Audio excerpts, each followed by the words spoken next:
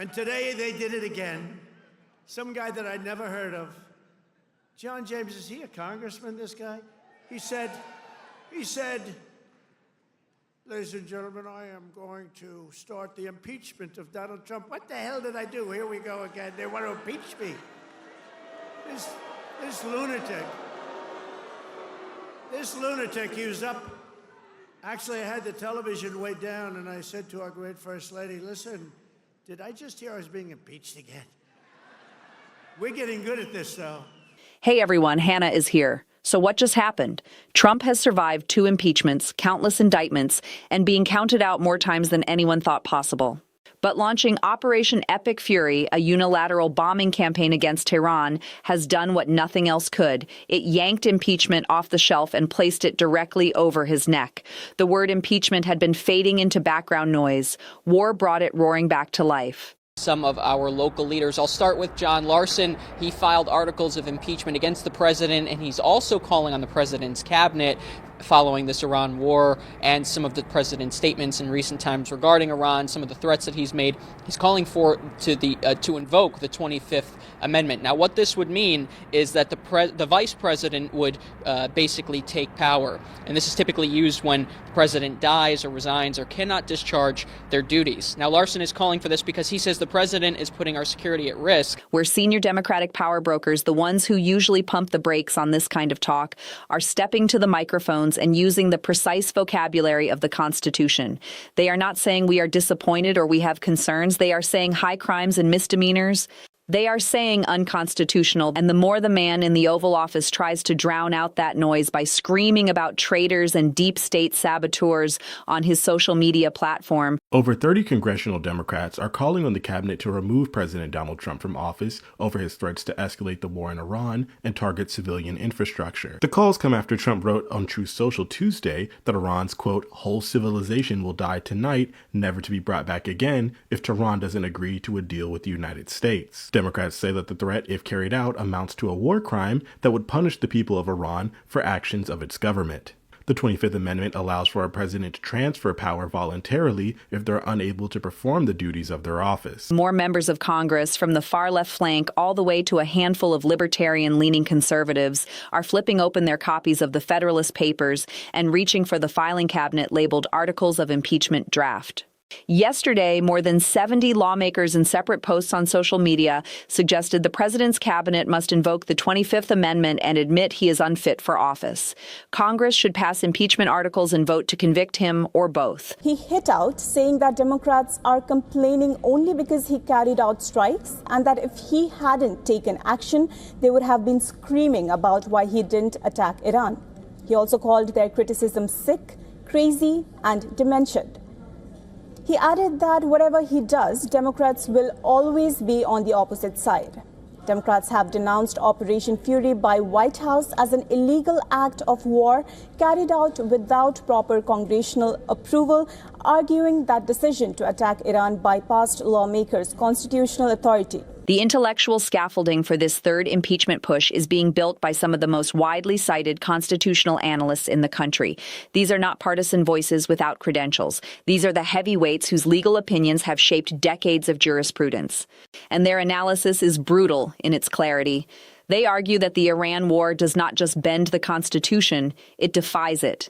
They are laying out in meticulous detail how the decision to bomb Iran without Congress serves as the most clear-cut grounds for articles of impeachment we have seen in the modern era. Democrats are here on the Hill saying to the Congress, saying to the Speaker of the House, have us back in session so that we would live up to our constitutional responsibility. Article 1, Section 8. It is Congress who can declare war. It is not a self-serving president who is guided by Mr. Netanyahu for his own purposes. You know, the president was hired to do 2 things: to keep us safe and to reduce costs for everyday Americans. He's failed spectacularly at both by his own actions, not by economic factors out of his control, by his own actions. Their warning is serious. If we allow a president to launch a Middle East war alone with zero consultation beyond the Situation Room and his own gut instinct, then we have officially severed the legislative branch from the most solemn duty it possesses. The founders did not write the War Powers Clause as a suggestion. They wrote it out of a deep and abiding concern about unchecked executive power.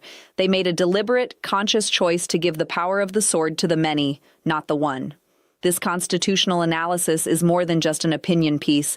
It is the blueprint, the foundation, the architectural plan for what comes next. Raleigh Congresswoman Deborah Ross is joining other Democrats to create a new panel that would invoke the 25th Amendment and remove President Trump from office. The Congresswoman says his latest actions and comments about the war in Iran raise serious questions about his fitness to serve.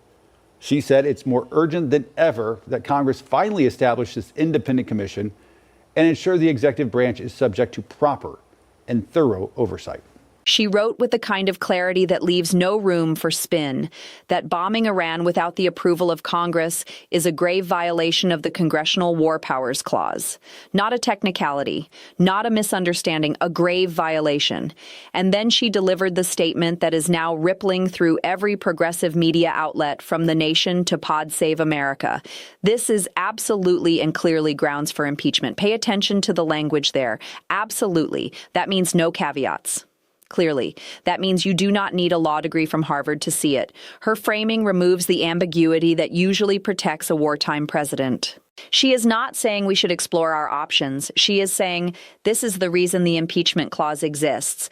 And because she wields significant influence among younger voters and the activist base, that line is not just echoing. It is echoing with substantial force. It is creating a baseline of expectation among the grassroots. If you do not impeach him for this, what exactly are you here for? But we have to understand the mechanics of power here.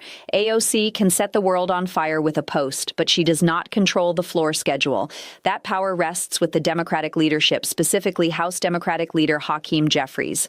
Now, Jeffries is a different kind of leader than the more vocal members of the progressive wing. He is cautious, strategic, and he thinks 3 moves ahead. He knows that an impeachment push that fails or looks purely partisan is worse than no impeachment at all. So why is he suddenly dropping repeated hints about this? Why is he using words like reckless, unilateral escalation and bypassing proper oversight? Because Jeffries is reading the political landscape and setting the stage. His language is conditional, but the condition is crystal clear to anyone fluent in Washington speak. When Jeffries says he expects strong support for action if warranted, he is putting the entire Democratic caucus on notice. Get your arguments straight. Make the public case. Because if the politics line up, we are not messing around. He is framing Trump's Iranian strategy not just as dangerous foreign policy, but as a constitutional violation. By characterizing it as a reckless unilateral escalation, he is establishing the predicate. Reckless means you did not care about the consequences. Unilateral means you deliberately cut out the other branches of government. Bypassing proper oversight means you think you are above the law. This is the disciplined, lawyerly framework that builds the scaffolding for the eventual floor vote. And it is not just happening in carefully worded press releases. It is happening on the floor of the Senate and the House where the permanent record is being etched. Members like Ro Khanna and Senator Cory Booker have taken to the well of their respective chambers to deliver some of the most institutional warnings we have heard in years. They are using their floor time, the most formal official venue in American politics, to push back against the unauthorized military campaign. Booker, with his eye on the broader political landscape, and Khanna, with his deep-seated anti-war convictions, are both hammering the same point. If we let this slide, we are effectively surrendering Congress's power to declare war. That is the institutional argument that transcends party lines. That is the argument that can, and in some cases already has, pulled in a few anti-war Republicans. They are telling their colleagues in no uncertain terms that this is not about whether you like the president or dislike the president. This is about whether you want the House of Representatives to matter at all in the 21st century. If the president can bomb a sovereign nation halfway across the world for weeks on end without so much as a courtesy phone call to the speaker, then Article 1 of the Constitution is just parchment. It is dead text. That kind of argument resonates with institutionalists. It motivates action that goes beyond the tribal daily food fight of partisan politics. And what is the response from the White House? What happens when you corner an administration that believes it is both the most powerful entity on earth and the most persecuted? You get a frantic reaction. And this frantic reaction is politically revealing for those seeking his removal. The more this president insists, on camera, on his platform, through his surrogates, that he possesses the unilateral, unlimited right to bomb Iran whenever he feels like it, the more he hands the impeachment managers their Exhibit A. He is not just claiming executive privilege, he is claiming executive omnipotence. Every time he screams about traitors in Congress, every time his allies go on television to deny there are any legal limits on his war powers, they are proving the point of the constitutional scholars. It is an inverse relationship. The louder he yells about his own power, the more lawmakers spanning the ideological spectrum from AOC to Jeffries to a few skeptical libertarians on the right look at each other and take notice. They see a man who is not just making a policy decision they disagree with. They see a man who is disregarding the guardrails of the American system entirely. His defiance is not calming the waters. It is creating a storm. And at the center of that storm sit the articles of impeachment waiting to be filed. This entire scenario plugs into a larger, almost Shakespearean narrative of political self-destruction. It is not just about an unpopular war, although the polling on this particular conflict is quite negative. It is not just about the economic pain of skyrocketing energy prices and a jittery global market, although that is affecting working families at the pump and in their retirement accounts. It is the convergence of these crises into a single constitutional fight. This Iran decision does not just threaten his approval rating, which was already under pressure. It gives his political opponents something they did not have a month ago, a fresh, undeniable, legally robust case to try removing him from office. For the average viewer scrolling through the chaos of the 24-hour news cycle, this is the moment where the word impeachment stops being a distant historical reference. The first one, that was about Ukraine and phone calls. The second one, that was the visceral aftermath of a dark winter day. Those feel like they happened in a different era, but this one is happening in real time. It is the sword hanging over the war room. It dangles there by a thread, and the thread is getting thinner with every single bomb that drops without Congress. Each unauthorized explosion in the Iranian campaign is not just a strategic strike. It is another element on an unwritten indictment. It makes the argument easier for lawmakers who might have been on the fence. They can say, look, the first night might have been a defensive emergency, but day 37, that is a sustained, unauthorized campaign of war. That is the line. He has crossed it. And because the threat is conditional, hinging entirely on the Democrats winning back the majority in the upcoming midterms, it creates unique and sustained pressure for the man in the Oval Office. The arguments are already polished.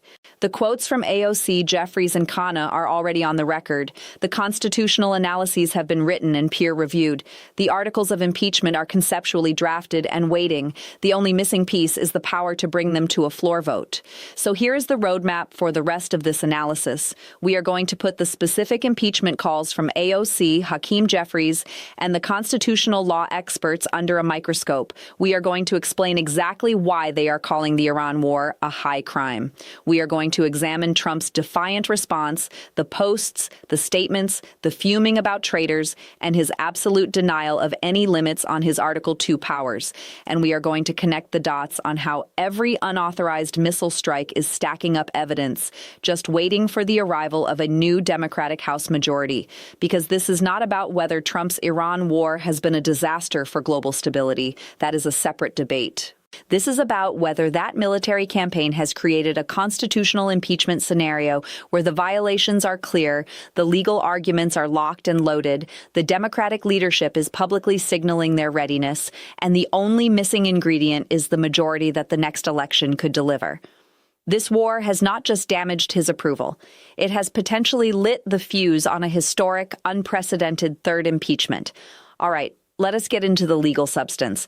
Let us break down what high crimes and misdemeanors actually means in the constitutional sense, because too many people think it requires a felony indictment. It does not. The Constitution, Article 2, Section 4, states that a president can be removed from office for treason, bribery, or other high crimes and misdemeanors.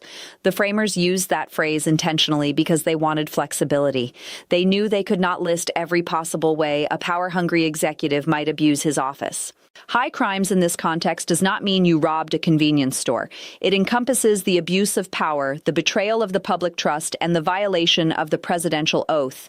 And if there is one thing that sits at the very top of the list of things the founders feared most, it is a president unilaterally starting a war. Look at Article 1, Section 8. It does not say the president has the power to declare war. It gives that power to Congress, explicitly and deliberately. The founders had just thrown off the yoke of a king who waged war on a whim. They were concerned about executive tyranny. They understood that the decision to send young men and women to die in foreign lands should be the hardest decision a republic ever makes, and therefore it should require the broadest possible consensus. Presidential war-making without congressional authorization is not a procedural oversight. It is a constitutional violation of the highest order. And constitutional violations by the chief executive are the paradigmatic impeachable offenses. When the Newsweek reports and the legal analyses say the strikes infringed upon all boundaries, they are talking about a comprehensive violation. We are not talking about one broken rule. We are talking about the War Powers Resolution, which requires notification and a 60-day clock, the Declare War Clause, which was ignored entirely, and the Appropriations Clause, which dictates that money can only be spent for purposes authorized by Congress. The argument is that this president has exceeded the War Powers timeline, never even attempted to seek a declaration of war, and is using funds that were not specifically allocated for this new, open-ended Middle Eastern conflict. Violating all three of these pillars simultaneously is not a mistake. It is a systematic, willful disregard for the constitutional limits on executive power. That is the textbook definition of an impeachable act. Now let us look at the weight of the constitutional analysis that is being cited. These are not random opinions. When a widely cited constitutional scholar publishes an analysis concluding that this specific military action defies constitutional limits, it carries the weight of legal authority. It is the kind of document that ends up in the footnotes of the articles of impeachment. It provides the intellectual foundation and the historical precedent that makes it harder for political opponents to wave this away as mere partisan grievance. This analysis serves as a ready-made template. Lawmakers do not have to reinvent the wheel. They can take the scholarly work, transpose it into the formal charges of an impeachment article, and present it to the Judiciary Committee. Having that kind of intellectual foundation in the public sphere transforms the conversation from, do we feel like impeaching him, to how do we ignore this? Then comes the AOC factor. We have to understand why her statement carries weight. It is not just because she is a prominent progressive with a massive following on social media, though that is a significant part of it. She commands the attention of millions of younger voters and the grassroots base that turns out for primaries. When she calls the strikes a grave violation, she is using exactly the kind of powerful framing that breaks through the noise. Grave means serious, somber, dangerous. And by pairing that with absolutely and clearly grounds for impeachment, she removes the wiggle room. She is not hedging. She is not saying it might be. She is saying it is. This clarity builds momentum. It gives permission to other members who might be cautious. And because progressive media outlets are now echoing that line, it reinforces the message to the base. This is the fight. This is the moment. Now contrast that approach with Hakeem Jeffries' strategic positioning. Jeffries succeeded Nancy Pelosi and has proven to be a cautious, methodical navigator of the House floor. He represents the mainstream of the Democratic Party. When Jeffries starts dropping repeated impeachment hints, it is a signal that this is not just the progressive flank getting vocal. It is a sign that the leadership is seriously testing the waters. His use of conditional language, strong support for action if warranted, is classic strategic positioning. It keeps the moderates from becoming alarmed while simultaneously telling the base, we see the issue, we just need the votes. By framing the Iran strategy as a reckless unilateral escalation that bypasses proper oversight, Jeffries is establishing the legal and political predicate for future action. He is building the case in the public mind word by word so that when the majority changes hands, the groundwork is already laid. And the statements from Ro Khanna and Cory Booker on the floor are the final piece of this puzzle. These are not marginal voices. Booker is a national figure with a passion for justice. Khanna is the Silicon Valley congressman who has become one of the most thoughtful foreign policy voices in the party.